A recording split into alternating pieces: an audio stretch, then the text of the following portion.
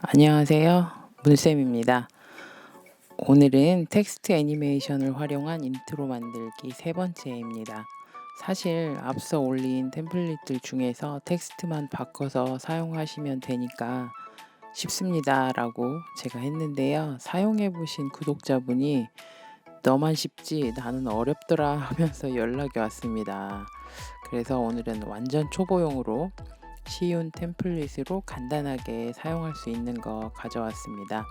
그리고 템플릿 사용하는 방법과 응용하는 방법까지 알려드리도록 할게요.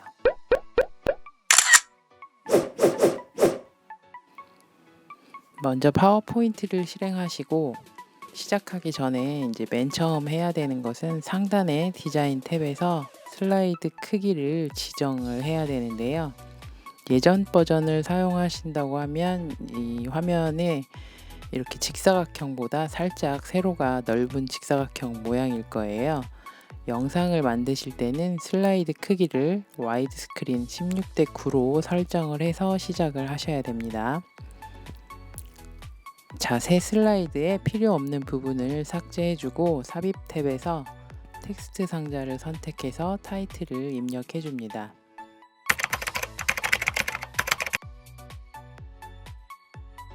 그리고 폰트를 골라서 선택해주고 폰트 크기는 50으로 했습니다.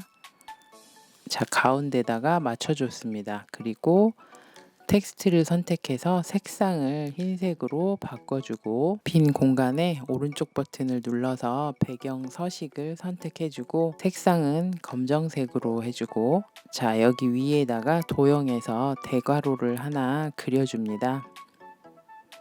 여기 보시면 도형 옵션에 실선을 선택하고 두께는 8포인트로 하겠습니다.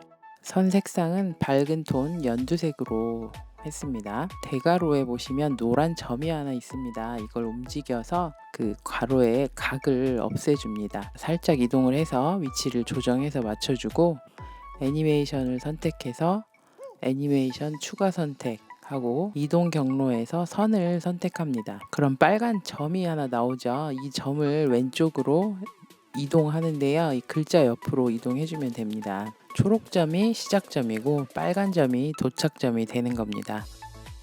그리고 다시 삽입해서 도형을 선택하고 반대쪽 대괄호를 선택해서 하나 더 이렇게 그려줍니다. 그리고 이것도 똑같이 도형 서식에서 실선을 연두색으로 하고 두께를 8포인트로 해서 길이와 위치를 맞춰주는데요. 이렇게 움직이면 같은 크기가 되었을 때 점선이 보이니까 보고 하시면 될 것 같습니다. 애니메이션 추가 눌러서 똑같이 이동 경로 선을 선택해주고 빨간 점이 생겼잖아요. 이걸 글자 끝으로 이동해서 위치를 잡아줍니다. 자, 되었습니다. 도형은 애니메이션 적용이 되었고 이번에는 텍스트에 적용해 보겠습니다. 글씨는 나누기를 선택하고 효과 옵션에서 세로 바깥쪽으로 설정해 줍니다. 그리고 애니메이션 창을 보면 이렇게 3개가 있죠. 그럼 이게 전부 클릭할 때 실행되는 거거든요. 이거를 이전 효과와 함께로 전부 다 바꿔주고 재생 시간은 1초로 전부 맞춰서 재생을 해주면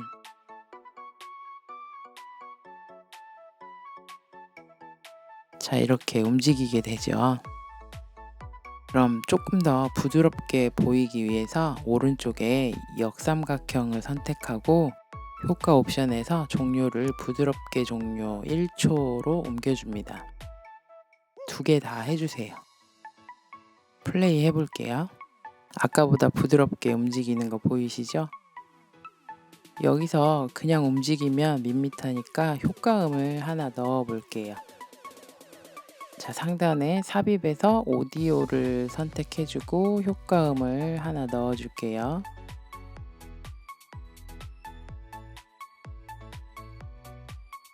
자, 효과음을 넣어서 플레이 해보면 그리고 이 스피커 모양을 바깥쪽으로 안 보이게 빼주시면 돼요. 그리고 이것도 이전 효과와 함께 실행되도록 해주고요. 다시 플레이해보면 이렇게 효과음과 함께 움직이면 종료가 됩니다.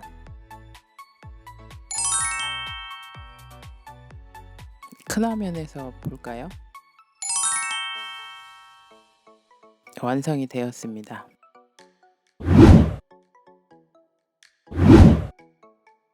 자, 이제 내보내기에서 비디오 만들기를 누르고 파일명에서 그 파일명을 입력을 해주고 mp4 파일로 저장을 하시면 됩니다. 지금 슬라이드가 2개라서 2개가 저장이 될 거예요.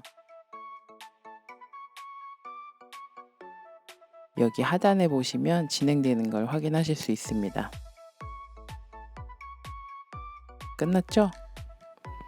그럼 이거는 완성이 일단 됐고요. 플레이를 한번 해봐야 되겠죠? 자, 저장한 3번 파일을 찾아서 플레이 해보겠습니다.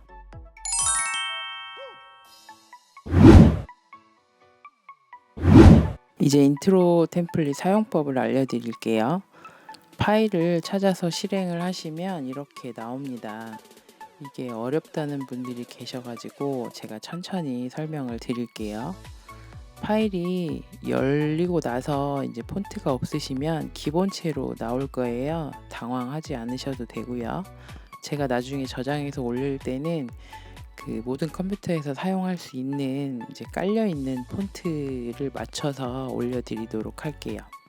나중에 수정해서 사용하시면 되고요. 혹시 수정하다 이동하면 클릭했을 때 그 나오는 꼭지점에 그 점을 기준으로 조정하시면 됩니다. 텍스트를 눌러서 채널명이 제가 행복둥이네 문쌤이라고 쓰면 살짝 이동하면 이렇게 조정을 해주시면 되고요. 이렇게 해서 애니메이션에서 플레이 해보시면 잘 되는 걸 볼 수 있습니다.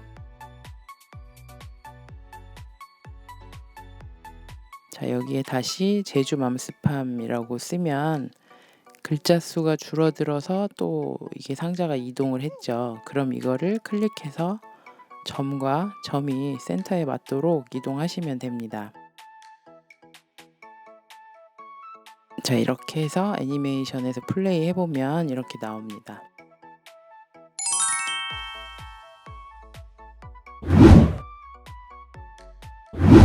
자, 그리고 응용하는 방법입니다. 배경 서식을 선택해서 색상을 검정으로 했는데 이걸 흰색으로 두고 그림을 하나 넣어 볼게요.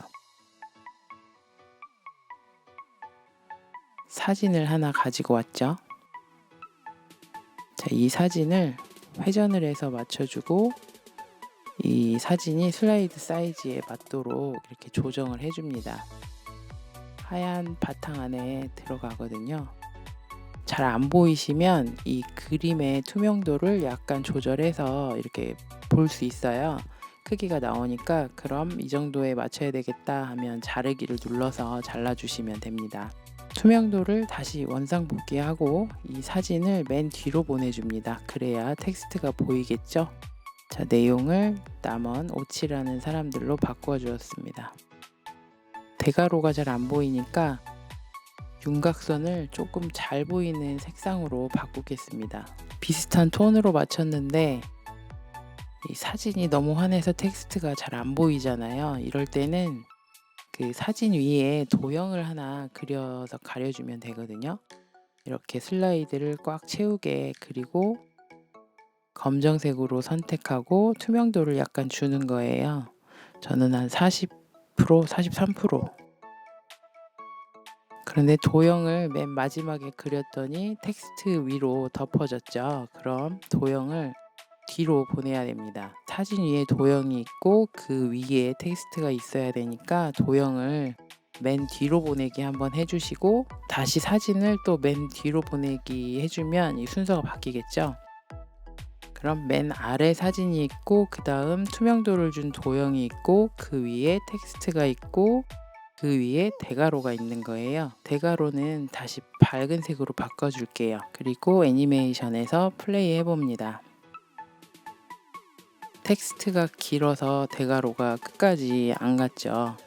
그럼 대괄호를 선택해서 빨간 점이 생기면 그 점을 선택해가지고 글자 옆으로 조금 더 빼주시면 됩니다. 양쪽 다 조절해 주시고요. 같이 이게 이동을 하게 되면 이 시작점 초록점을 다시 앞으로 보내시면 돼요. 이렇게 해서 플레이하면 됩니다. 그러니까 폰트를 조정하고 그림을 깔아도 되고, 배경 그림 위에 톤을 낮추기 위해서 도형을 그려서 투명도를 주면 사진이 이제 톤 다운이 되죠. 그리고 텍스트가 길어지면 대괄호를 살짝 이동을 해주면 되는 겁니다. 잘 안 맞을 때는 빨간 점이 도착하는 지점이고 초록점이 시작하는 점이니까요. 살짝 이동해서 도착과 시작을 조절하면 되는 겁니다. 이렇게 하고 다시 미리 보기를 하면 됩니다. 첫 번째로 텍스트를 수정하고 배경을 바꾸려면 사진을 넣고 겹치는 이 순서만 지켜주시면 됩니다. 개체를 선택해서 오른쪽 버튼을 누르면 이 앞으로 보내고 뒤로 보내는 메뉴가 뜨니까요. 조절해서 사용하시면 됩니다. 이거 같은 경우는 다시 설명하자면 레이어가 이제 여러 개 쌓여 있다고 생각하시면 돼요. 사진 하나, 그 위에 도형 하나, 그 다음에 글씨, 맨 위에 대괄호가 있는 순서로 되어 있는 겁니다. 이렇게 수정해서 사용하시면 사진을 넣어서 쓸 수도 있고, 검정 배경이나 다른 단색 배경을 넣어서 사용하실 수도 있습니다. 이 흰색 배경에 검정 텍스트로 바꿔서 사용하실 수 있습니다. 자, 오늘 이렇게 여러 가지 해보는 방법을 알려드렸는데요. 또 이렇게 응용하면서 더 헷갈리시지 않을까 걱정이 되기도 합니다. 자, 그럴 때는 처음에 있는 파일에 그냥 이름만 바꿔서 사용하시면 될 것 같아요. 자, 궁금하신 거는 댓글 남겨주시고요. 오늘은 여기까지입니다. 수고하셨습니다.